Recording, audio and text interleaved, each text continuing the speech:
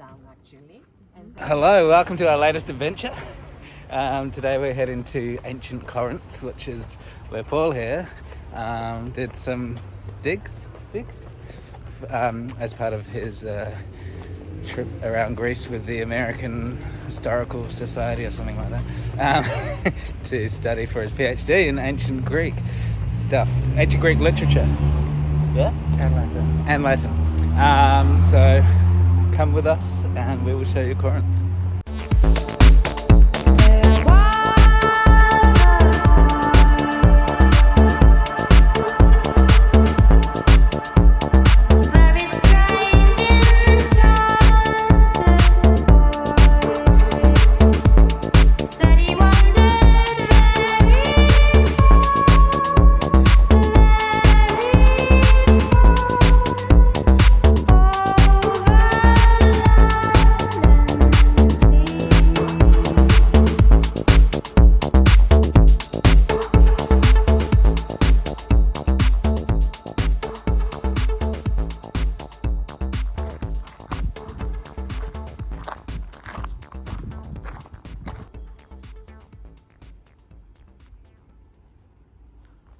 Okay, we've arrived in Ancient Corinth.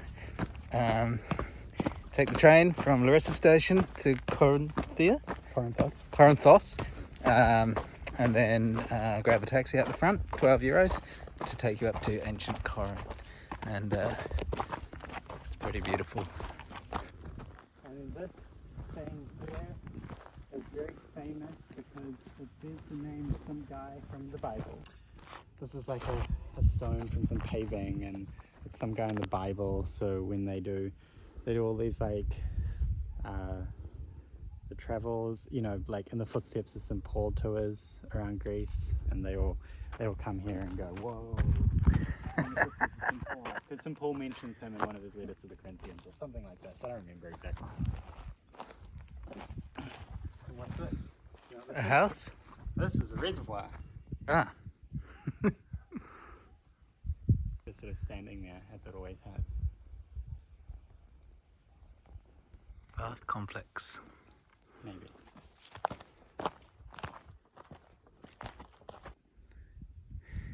So this is the theatre.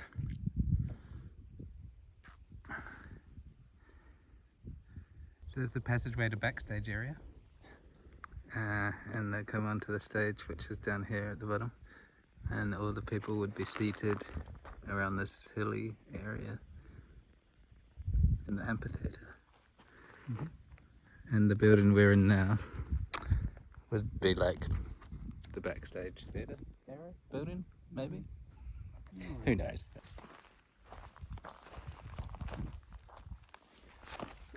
Alright, so before you go into the ancient city, the main tourist part, come down to your right as you're walking in, and check out the theatre and some of the old ruins. They're pretty cool. AD.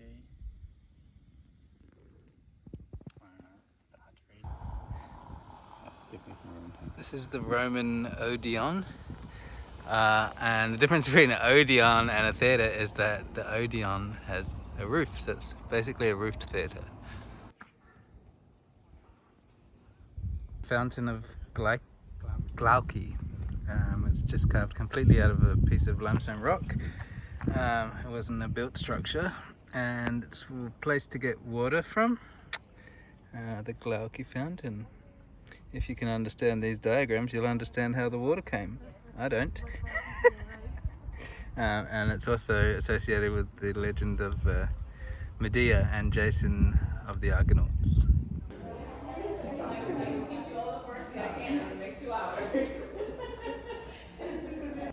This is the museum of Ancient Corinth. Make sure you check it out. Some beautiful marble sculptures and lots of interesting things to look at.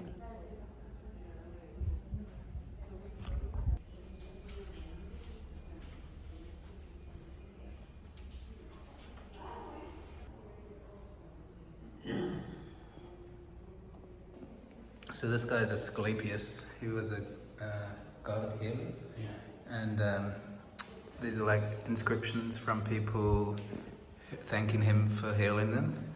And then over here is like actual limbs that they offered to him, like feet and legs and arms and hands and even heads from the looks of it. There's one right on your face.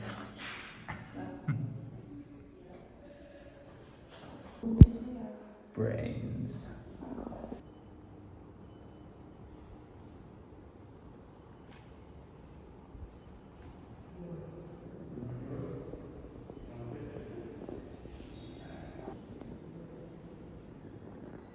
You can still see the paint.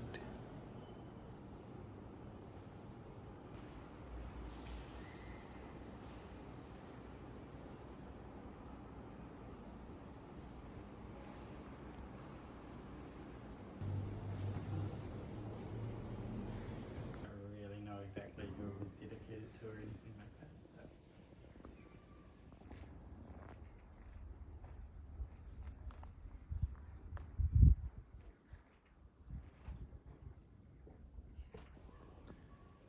All the different styles of columns.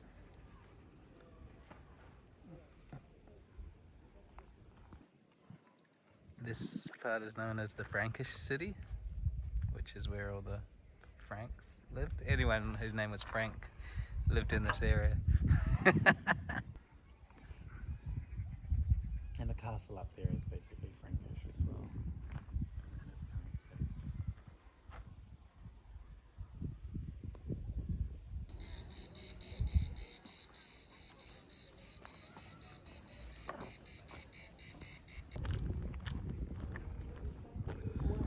The old city.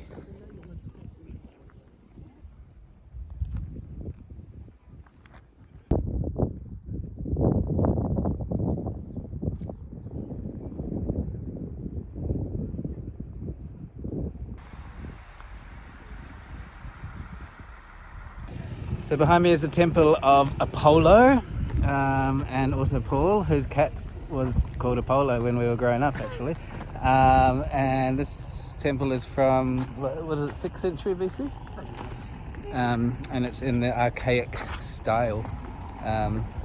The columns are dark, yep, but they're a little bit like fatter and more squat than the ones that you see in other temples around.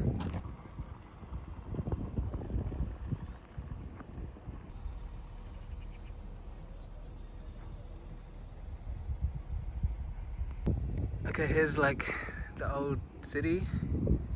You can see the layout of the buildings. I don't know what that church is, but there used to be walls that ran right down to the ocean as well. Well, Paul has informed me that it is the church of Saint Paul, and he's not just making that up because his name's Paul. Also das sieht man dann nicht mehr.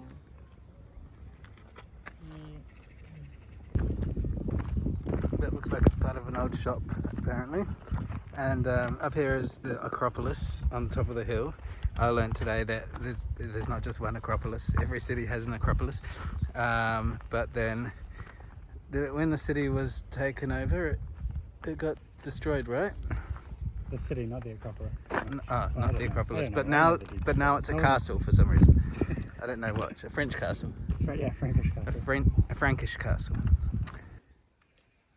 These are some shops. I don't know what they sold. Probably like olive oil.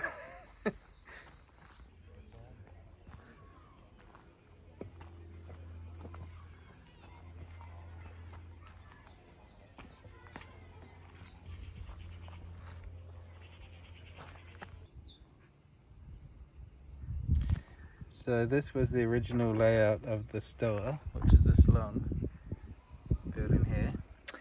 And then these are all like the alterations that were made. Apparently this one here is like a public bathroom. So they like knocked out the original nice one and like developed it. So this was like a speaker's stage to speak to the people, I guess, down there, about all sorts of things: politics, religion, and philosophy. Same things we debate about today.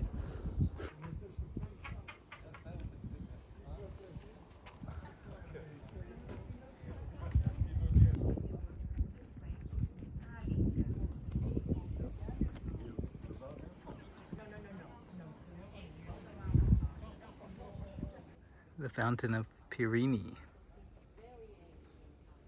Paul's been in there and apparently it still flows water to this day.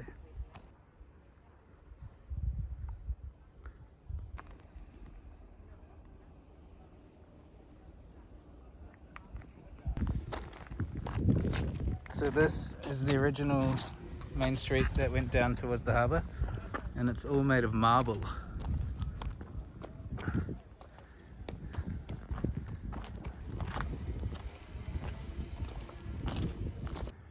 Everything's so epic. Alright, that concludes our tour of the ancient city of Corinth. Thanks to Paul for all the interesting information, which I probably got wrong when I translated it, so don't really listen to a word I said, but just come here yourself and check it out.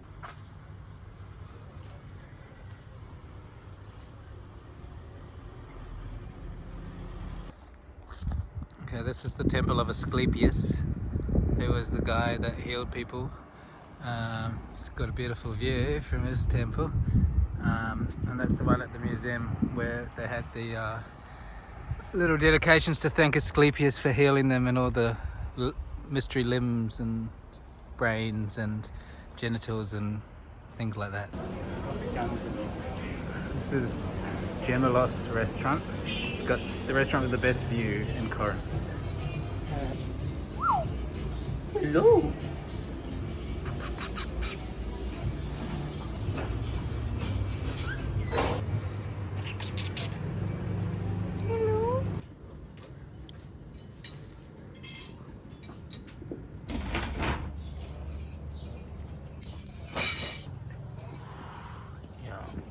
Okay, so if you're just here for the day and you want some lunch, come to Gemelos. It's got the best view of any restaurant in ancient Corinth. Try the Canal Drive. It's brewed in ancient Corinth and it's a delicious pilsner, very refreshing. And eat lots of fried cheese.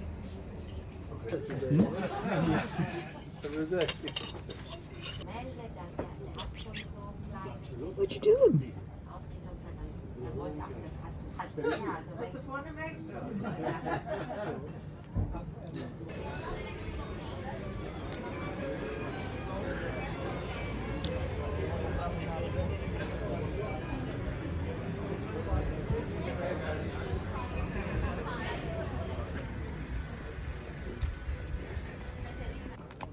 See you next time.